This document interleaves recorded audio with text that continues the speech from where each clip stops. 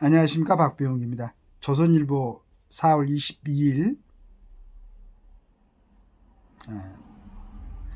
세월호 10주기의 진정한 교육, 이런 제하에 서보범 사회부 기자시네요. 글을 올려놨습니다. 지난 16일 경기 안산 화랑유원지에서 열린 세월호 참사 10주기 기억식에 야권 인사들이 대거 참석했다. 한야당 대표는 지지자들을 향해 웃으며 손을 흔들어 보였다.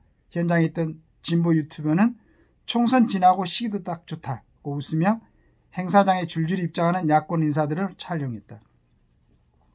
마치 총선에서 압승한 범야권의 승종고를 올리는 현장 같았다. 이를 두고 한 단원과 학생의 어머니는 높으신 분들에게 인사드리니라 슬퍼할 겨를도 없었다.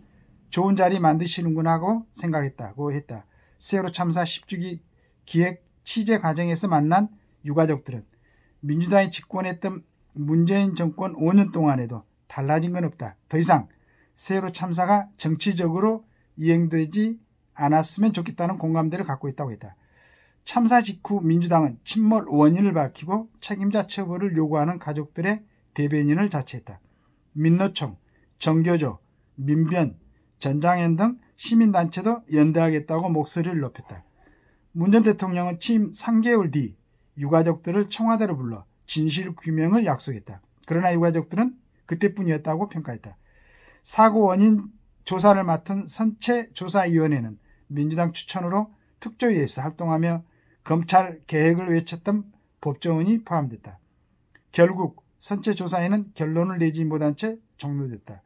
2018년 만들어진 사회적 참사특별조사위원회 사참위 역시 2022년 활동을 종료했지만 세월호 침몰 원인을 둘러싼 의혹에 대해 제대로 된 결론을 내놓지 못했다.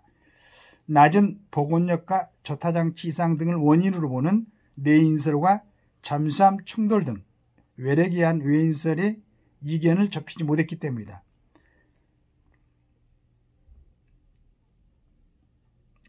한 유가족 단체 관계자는 마치 잠수함 충돌설이 진실인 양 확신을 갖고 있었다. 토론할 자세도 되지 않는 채 막무가내로 밀어붙였고 그 결과 사참위가 산으로 갔다고 비판했다.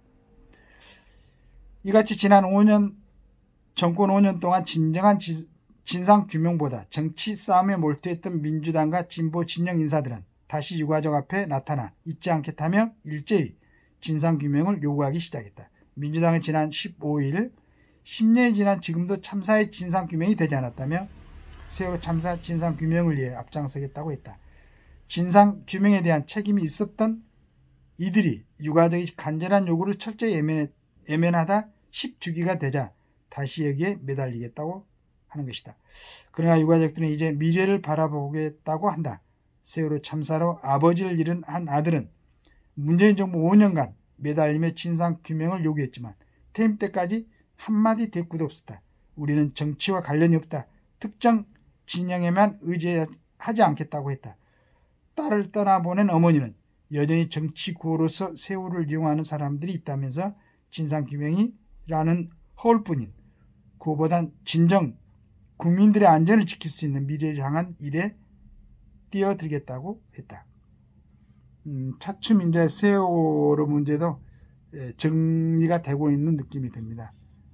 우리 유가족이 얘기하는 것처럼 이제 국민들의 안전을 위한 어떤 운동으로 승화시켰으면 좋겠다는 생각이 듭니다. 감사합니다.